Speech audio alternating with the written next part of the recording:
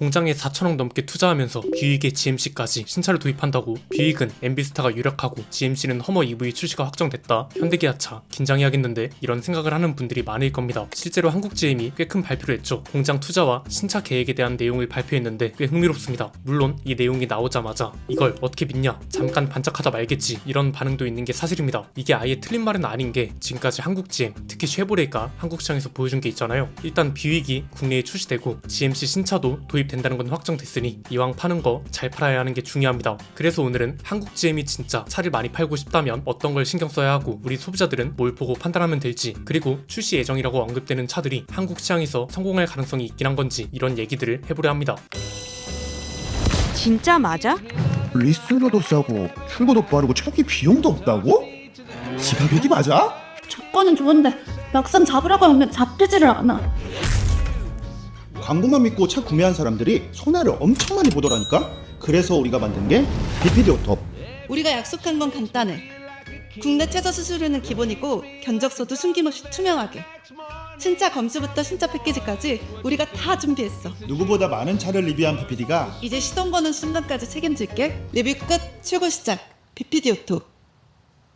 최근에 발표된 내용 간단하게 정리하면 크게 두 가지 갈래로 나뉩니다. 하나는 국내 투자 관련 내용이고요. 하나는 내년에 출시될 신차와 브랜드 로드맵을 공개한 겁니다. 우선 국내 투자 내용은요, 한국 생산 기지와 개발 역량을 강화하기 위해서 3억 달러, 우리 돈으로 약 4,400억 원에 달하는 투자를 하겠다는 겁니다. 투자금은 어디에 반영되냐, 제품과 시설 업그레이드를 위한 투입이라고 하고요. 이건 콕 짚어서 2028년 이후에도 한국에서 생산을 지속할 수 있는 기반을 다지기 위한 조치다, 이렇게 설명했습니다. 근거도 있습니다. 한국 공장 연간 생산 능력이 최대 50만 대, 그리고 SUV로 쏠리고 있는 글로벌 수요에 최적화되어 있기 때문에 공장 가동을 최대로 끌어올릴 거란 계획도 밝혔고요. 그 다음에 나온 게 신차 출시 계획인데 뷰익과 GMC가 메인입니다. 뷰익이 낯선 분들도 계실 텐데 차에 관심이 있는 분들은 잘 아실 겁니다. 완전 대중 브랜드는 아니고요. 캐딜락 아래에 위치하는 준 프리미엄 브랜드라 보시면 되거든요. 미국 자동차 브랜드 중에 가장 오래된 브랜드이기도 합니다. 설립 연도가 무려 1899년이거든요. 그럼 우리나라는 어떤 인연이 있냐? 쉐보레가 알페온을 출시했었잖아요. 이 차가 뷰익에선 라크로스라는 차로 팔렸었고요. 그 이전에는 대우차가 판매했던 스테이츠맨, 기억하시는 분들 계실지 모르겠는데 이건 홀덴 카프리스를 뷰익 로이엄으로 대지 엔지니어링해서 판매하기도 했습니다. 이 로이엄은 중국에 판매됐던 차거든요. 뷰익이 실제로 중국에서 꽤 많이 보이는데 이번에 우리나라에도 진출할 거란 거고, 가장 유력하게 언급되고 있는 건 MB스타입니다. 한국에서 개발되고 한국에서 생산되는 차이기 때문에 가장 유력하다는 거고요. GMC는 차종을 늘린다고 합니다. GMC로만 들어오는 차가 3종이나 되는데 그중 허머 EV는 이미 확정된 걸로 보입니다. 티저 이미지도 공개됐고 오프라인 이벤트도 진행한 걸로 알려져 있습니다. 일단 여기까지만 보면 어떤가요? 생산 기지에도 투자하고 신차도 출시하고 너무 좋아 보이잖아요. 실제로 칭찬해야 되는 건 맞습니다. 다만 이 내용을 우리가 구분해서 볼 필요가 있다는 거죠. 이 투자 내용이 생산 기지 중심 투자인지 판매 시장을 위한 투자인지 둘 다인지 아니면 둘 다 아닌지, 이런 걸 봐야 한다는 겁니다. 사실 생산 기지를 위한 투자라고 하면 딱히 이상할 게 없어 보입니다. 뒤에서 자세히 보겠지만 실제로 공장 실적은 굉장히 좋거든요. 그런데 판매 시장을 위해서 신차를 출시한다? 이걸 어디까지 믿어야 되지? 이런 반응이 있는 것도 맞습니다. 사실 그럴 수밖에 없는 게 한국 GM, 그 중에서도 쉐보레가 지금까지 보여준 게 있잖아요.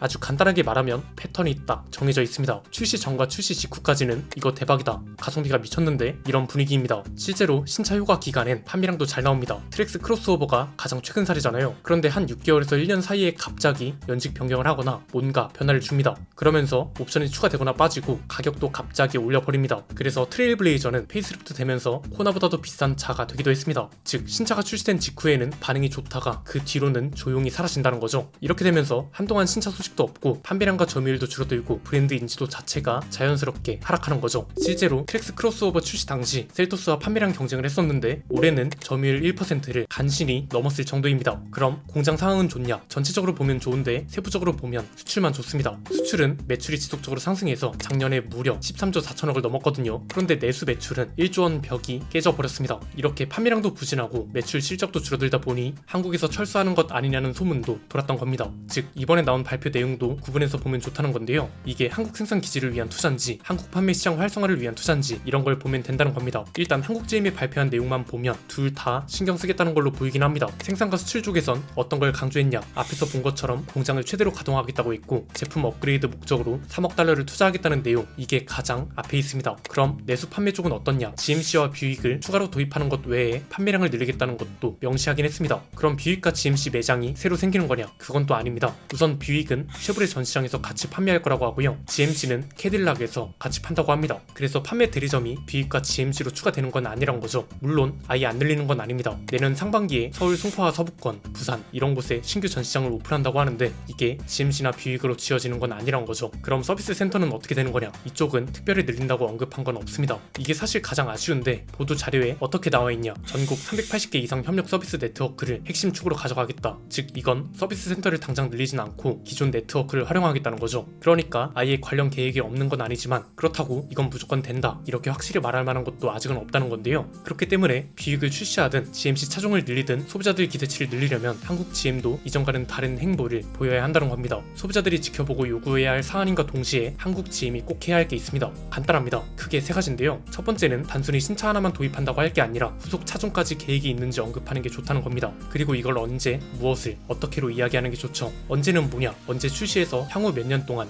무엇을은 어떤 차를 출시할 건지, 어떻게는 어떤 차를 출시한 뒤에 성장세를 어떻게 지속할 건지 이런 게 필요하다는 겁니다. 이게 다른 브랜드면 모르겠는데 한국 GM은 필요합니다. 왜? 앞에서 말씀드린 것처럼 후속 차종에 대한 기대치가 계속해서 꺾여왔잖아요. 트랙스 크로스오버 이후에 페이스리프트도 나오고 풀체인지도 나오고 가성비 전략도 지속하면서 소형 SUV에서 입지를 넓히고 좋은 실적을 유지하고 이런 사이클이 돌아야 하거든요. 그런데 이게 지금까지 안 됐습니다. 그러니까 만약 판매 시장 성장이 진심이라면 적어도 이번만큼은 후속 차종들까지 세부적인 계획을 내놓고 그 후속 차종들은 또 어떻게 성장세를 지속해 나갈 수 있는지 이 정도의 계획이 나와야 기대치가 생기지 않을까 싶은 겁니다. 두 번째는 좋은 가격 전략이 있다면 이걸 언제까지 이어갈지도 중요합니다. 트랙스 크로스오버도 보면 처음에 출시됐을 때 어땠나요? 말도 안 되는 가성비 덕에 실제로 판매량도 잘 나왔고요. 저희도 시승기로 내보냈을 때 이 정도 가격에 이 정도 상품성이면 뛰어난 경쟁력이라고 평했습니다. 그런데 몇 개월 지나지 않아서 갑자기 24.5년형이라면서 연식 변경 모델을 내놓더니 어느 순간 가성비 영역에서 사라졌습니다. 그렇게 후속 차종이고 뭐고 언급도 잘 안 되기 시작했거든요. 그래서 분명 셀토스랑 판매량을 경쟁하던 차가 올해는 격차가 4만 대 가까이 벌어졌습니다. 그렇기 때문에 이번엔 가성비 전략을 반짝 쓰는 게 아니라 아예 제대로 지속적으로 가져갈 거라는 계획도 나와야 한다는 겁니다. 저러다 말 거 아닌가 이런 인식을 깨야 한다는 거죠. 세 번째는 서비스와 판매량인데요. 이건 사실 좀 애매하긴 한데 요즘은 온라인 판매도 많이 합니다. 그래서 전시장을 무작정 늘린다는 건 의미가 없을 수도 있고 차라리 서비스망을 개선하고 늘리겠다는 장기적 계획이 현실적이지 않을까 싶습니다. 이게 왜 중요하냐면 한국 판매 시장을 위해 투자한다는 게 사실이다. 그럼 판매량이 잘 나와야 한다는 건 당연한 거잖아요. 그렇다면 판매량이 많아질수록 서비스 센터를 늘리는 것도 당연한 일입니다. 그래서 역설적으로 진짜로 판매 시장을 공략할 계획이 있는 거라면 서비스 센터 개선 계획도 내놓는 게 더 확실하다는 거고 당연한 일이란 겁니다. 이건 사실 과한 얘기가 아니고요. 지금까지 한국 GM의 쉐보레가 보여준 성적과 패턴이 있고 그래서 진짜로 판매 시장 성장이 목표라면 이 정도는 해야 기대치가 생기고 잠재 고객이 늘어난다는 게 당연하다고 보는 거죠. 그래서 한국 GM이 국내 투자 계획과 신차 도입 계획을 발표하고 실천하는 건 굉장히 칭찬할 일이고 우리 소비자들이 기대를 가져도 되는 일이 맞습니다. 일자리도 늘어나고 지역 경제도 활성화될 수 있는 문제라 좋은 일인 건 맞으니까요. 그런데 많은 사람들이 이런 계획과 실천이 반짝 끝나지 않기를 바란다는 거고요. 내년에 새로 들어오는 브랜드가 워낙 많아서 시장 판도가 어떻게 바뀔지 지켜보는 것도 흥미로울 것 같네요. 여러분 생각은 어떠신가요? 적어도 오늘 언급한 내용 정도는 한국 GM에서 나와줘야 기대를 크게 가질 수 있지 않을까요? 댓글로 자유롭게 의견 나눠주시면 감사드리겠습니다. 오늘 내용은 여기까지입니다. 내용이 유익하셨다면 구독과 좋아요 알림 설정 부탁드립니다. 지금까지 저는 안PD였습니다. 감사합니다.